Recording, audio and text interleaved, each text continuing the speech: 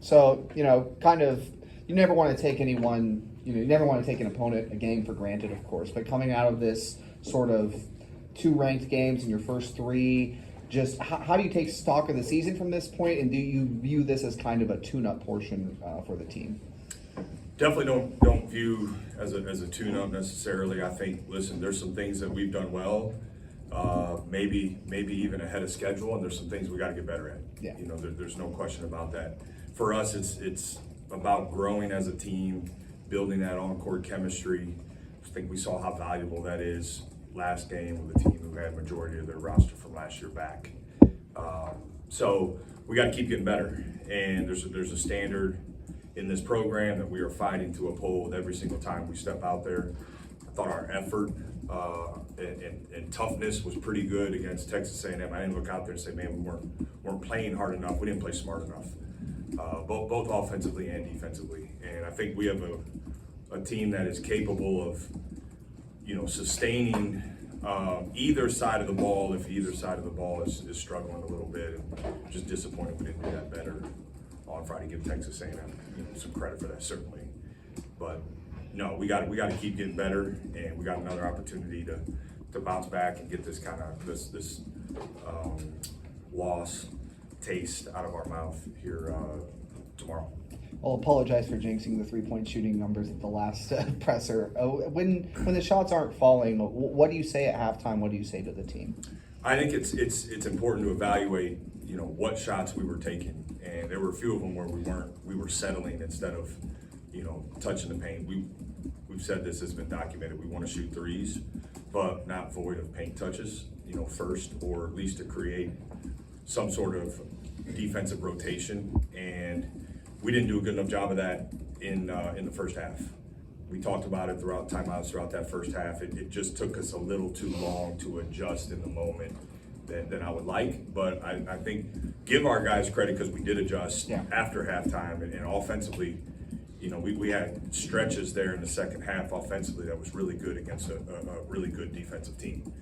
So for the most part, I liked a lot of our threes. I didn't like all of them. And we just got to keep getting better at determining which ones are the right ones and which ones, can we get either something better if that possession is prolonged a little bit. Jake, how did Quez come out of the game? How's Austin? How's Kalen? We haven't asked you about him at all. Yeah, I think all those guys are progressing. They're at different points, individually, but all are progressing. We'll find out here a little bit more once practice starts, kind of where everybody is. I don't expect us to be at complete full strength, but hopefully we can get closer than we were last game. Does that mean that there are other guys that are also in that questionable stage, I guess? No, I think everybody else outside of those 3 is pretty good. So, yeah. So what he was asking, you were talking about getting more paint touches before you get some threes. What are you guys still working to establish inside the 3-point line? Your shooting percentage isn't great from 2 right now. Where do you like your 2-point shots to be coming from? Is this more, do you want to be more at the rim? What do you feel about mid-range jumpers? Like, what would you like your ideal 2-point field goals to primarily look like? Yeah, I think philosophically, I'm not a coach who's like hard line, never shoot a mid-range jumper. I think a lot of that is, guys need freedom to play to their strengths. Ultimately, that's what we want. We want guys to, we had the whole off season. Guys are working on, maybe expanding their game at times. Now we have to rely on our strengths, and we have data, throughout all the different practices we've had and things in now games to I think define what playing to your strengths looks like. There are some guys who are gifted in the mid-range, and we want them to have freedom to do that and read that situation well. I thought we've just been a little inconsistent in the paint as far as our poise. At times we get a little sped up, and that's hurt our field goal percentage. We adjust that, and going back to the Texas game, it was really, really poor, really, really good. So we're getting there. A lot of I think our 2-point field goal attempts will come off of ball screens or drives. I think that fits our personnel, really well. And so we got to keep being intentional about that. And we missed our forwards particularly last game, a few times we missed giving them the ball when they were in the paint or 1 foot in the paint where we got to deliver that pass. So that's all things that I think we're continuing. That's part of that growth and chemistry, because a lot of that is it's once you attack and you touch the paint, now it's reading, reacting, trusting where guys are. So we're getting better at it. I expect that to continue to grow. You said areas you need to get better in. You may have touched on some of them, but what specifically stands out to you where you need to improve here as you head into this? I know you said you don't take anyone for granted, but what on paper is an easier stretch before you get Big Ten play and some of these other teams you have to play? Yeah, listen, it doesn't feel like an easier stretch. I mean, I think you look at Evansville, who's had real leads these last couple games, and they're certainly dynamic, offensively with their ability to shoot and the playmaking they have. So for us, though, the biggest thing as we continue to grow offensively, we got to take care of the ball better. We have to keep. We can't settle. We gotta. The game may call. Moving forward, there may be games that call for a lot of threes, and we'll take those. They just got to be, got to be the right ones. So taking care of the ball, careless turnovers, and as we keep getting better at playing with pace, and I think the second half you saw us with better pace. We worked on that going in the game. We didn't have that in the first half, particularly against Impress, but we did a much better job in the second half. So that as we get more comfortable playing with pace, the turnovers. Defensively, it's fouling and rebounding. I think those two areas, we need to make a significant jump, and we need to do that quickly. There were a few possessions in last game where we bailed them out with some poor technique, and when we're trying to make a run and we're fighting and we're having some good offensive possessions, those can be deflating. So continuing to grow in that area, because I like our aggressiveness. I don't think we forced them to quite a few. We got quite a few steals, but we gotta be smart, with our aggressiveness defensively, and then we gotta. Now they're a really good offensive rebounding team, Right. and I thought for the most part of the game we did pretty good, but they made us pay, almost every single time it felt like. So we get 3 or 4 more of those rebounds, and we're in a better position. So those two areas defensively for me are the areas we got to keep getting better at. And when you preached the pace and the 3-point shooting and worked on that as much as you guys have, and then you have turnovers, or you maybe don't like some of the 3-point shots, like, is that kind of an overcorrection maybe by some guys to, hey, we need to shoot threes, this is what Jake wants us to do, okay, now we have to kind of bring it back in a little bit? Like, how do you work with them on some of those things after you've worked on changing that approach? We say in our program, play with pace and poise, and sometimes we're void of one of those. Okay. So I don't think we go into the game. We don't have like a target number of 3-point attempts we're trying to get up. Mm-hmm. I want guys playing with freedom and aggressiveness and confidence, but we have to continue to grow. And we're defining, even after last game, we're defining kind of good and bad possessions, good and bad, shots, and showing. I think the possessions where we maybe turn down that contested initial touch and end up getting something better because we attack and we play off that. We'll continue to get better at identifying that. Again, I think you got to give Texas A&M credit. They certainly played a part in that, but I also felt like some of it was self-inflicted. So I feel like our guys have a pretty good grasp of what we're trying to accomplish offensively. And just there's another team playing, Right. and there's the imperfections of basketball that exist. But for us, we have enough firepower to score at different levels, and we can't just be committed, to one. We need to continue to read and have possessions offensively on our terms.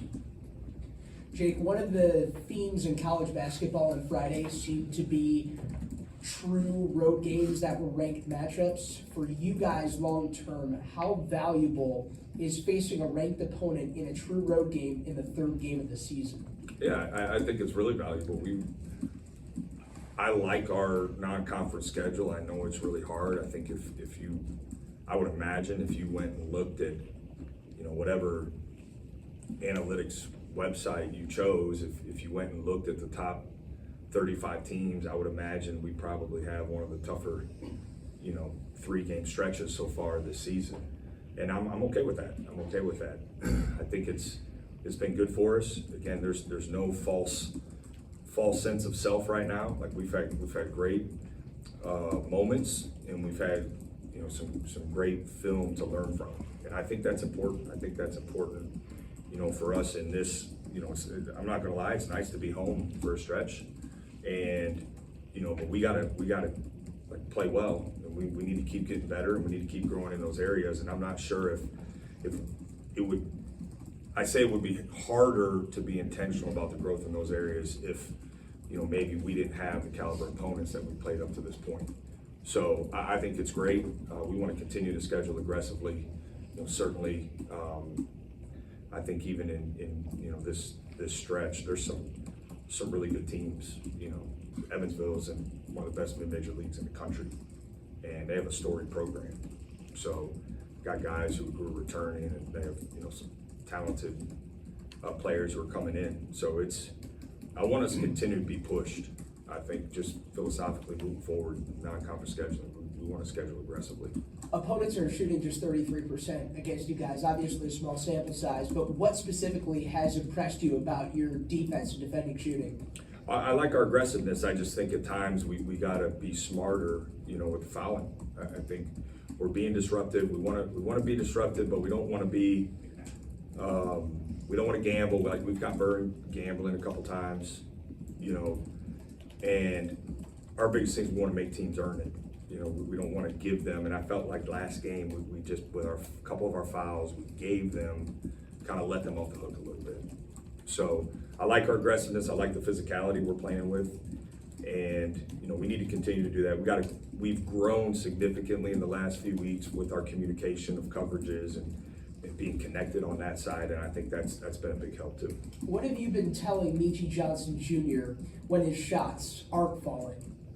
Yeah, so you got to stay aggressive. Just slow down a little bit in the paint. I think that's been the biggest area for him. He has to play with a little bit more poise in the paint, and he did it in the second half again in the Texas game after struggling with that in the first half. So he can do it. He's so fast with the ball that I think it's hard at times, in that split second where you have to make that read and that decision. So he's just got to work on, once he gets by that initial line of defense, I think just slowing down a little bit, because he's a good passer. His assist numbers for us in practice have been really good. And, I trust his ability to read the game. I just think he's getting sped up a little too much at times. Go ahead. Yeah, end of the first half, Questlove started to get involved a bit. Like he had mid-range jumper. What does it mean for the backcourt, I guess, to get someone like him involved when maybe someone like Michi is not really making shots too often? What does that do for the backcourt? Yeah, Quest hit a couple big shots, and we had a chance there to, I believe, cut it to maybe 5 in the first half. And if we finish the first half better, it's probably a different story coming out of halftime. Now they hit a couple shots coming out of halftime, but Quez is he scored a lot of points in college, and he's capable of scoring. It's one of the things we like about him, and I think he's also gotten better at decision making in the paint. His assist turnover numbers will continue to get better for us. We have so much firepower offensively, and I've explained to our guys that we need to get more shots. That at the end of the day, we need to get more shots. We need to stop some of these turnovers, and that's going to make us even more dynamic. But I don't think you can really key on just one guy. Even when we go into our bench, we have firepower coming in, and that makes us, when we're taking care of the ball better and making 2 or 3 better decisions per half from a shot selection standpoint, it's going to make us really dynamic offensively. Yeah, I want to ask about Parrish, along the lines of Michi, veteran guys that you're depending on, and he struggled a little bit with his shooting. Just what do you say to him in a game like that where, you know, he's having a hard time getting the ball to go in and, you know, just to kind of stay with it, and what was maybe the message for him coming out of that? Yeah, I think for Micah, guys got to stay aggressive. You know, he passed up a catch and shoot. I'm just thinking back to the first half. He passed up a catch and shoot opportunity from three, a pretty good look in front of their bench, and hesitated and ended up turning it over because I think the guy he was throwing to was actually running to the offensive glass. So we need to take that shot. Whether you miss the first couple, you know, you're open from three, everybody's expecting you to shoot that, you got to take that shot. So guys need to stay aggressive. You know, for him too, he's got to take care of the ball better, and he will. I think a couple of his turnovers come, you know, towards the end of the shot clock. But for us, we don't really have a guy offensively who's a specialist. And I think at times we played like we were specialists. And that's what I'm telling guys, like be the dynamic player you can be. We just got to slow down a little bit in the paint. We've got to take care of it a little bit better. We got to cut a little bit better off the ball, which you know, is with our spacing, we're spread out a little bit more. So cutting's got to be a good weapon for us, and we're getting better at that. We're working on that. But yeah, I think those guys just got to slow down a little bit in the paint. And Sean Stewart, the two, you know, main, I don't know, major conference teams you played, Texas A&M, he struggled to make an impact so far. Just and foul trouble, a little bit issue there, but what do you say to him watching that film? These are the things we need you to do to get from point A to point B to where he's an impact player in a game against that caliber competition, I guess. Yeah, I think, you know, the stat sheet doesn't necessarily tell the whole story of the impact Sean can have because he's such a versatile defender, and a lot of times, you know, he's either switching on to a perimeter or he's guarding, you know, a really good forward. And, you know, Sean's a good rebounder. His foul trouble in those games, I think, played a role in his ability to get into a rhythm. And listen, he's still adjusting. You know, we're asking him to know multiple positions and guard multiple positions, and you know, he's doing it coming off a year where he didn't get that consistent opportunity. So it's just going to be a matter of time. You know, my biggest thing with him is he's just got to keep moving forward. You know, can't get frustrated. And I think we're working on simplifying, you know, some things for him that'll help him be a little more instinctual because he's got great instincts and he's got a great motor and his athleticism and you know, I think he's just got to do more come game time of what he does in practice. And, you know, maybe some of these guys who haven't had the experience, you know, coming off of last year, that's where playing 2 of these 3 games, you know, of this caliber, you know, maybe it's impactful. But they'll be fine. I'm not worried about, you know, kind of when it clicks for Sean. I think it'll happen here soon. And we're doing some things schematically to help him with that. But staying out of foul trouble and that simplification, I think will really help him. Coach, I wanted to ask you, talk about what you've seen from Evansville's top players. Yeah, well, I think the freshman they have is really good. I think point guards, experience, tough. They have multiple guys on the floor that are a threat from beyond the 3-point line, and you know, he's a really good player. I think he can score at different levels, good athleticism. You know, they play with a lot of spacing, and they're a good team. Again, their win-loss record does not even come close to telling the story. Like they on film, they're well coached. I think they're pretty tough. You know, play well together. So we've been really impressed with them. When you talk about playing, I guess, just smarter around the basket and making better decisions, would that lead to more free throws as well? Is that at all a concern? You guys haven't gotten to the line, and I'm sure the rate you would like. Yeah, we did better with that in the second half. Felt like maybe I had to earn a couple of throws on the sideline at times of that game, but you know, I think we did a better job of passing up, you know, some of those contested jump shots to get a paint touch and either create something better or get to the free throw line. And I think Devin Royal's a guy for us who can do that, and he hasn't done that well enough. We talked about that yesterday. So, I expect him to be a little more intentional about that, because I think he's gifted at that. He's done it his whole career. It's a real strength for him. And then, Bruce has to continue to be aggressive, I think, from the start. That helps. And Evan's a guy, who can get there. So I think we'll get better at it, Adam. It's something we don't want to certainly play for fouls, but they'll come. We'll get to the free throw line better if we're intentional about, touching the paint. Coach, next. Thank you, All right, Jake. thanks, guys.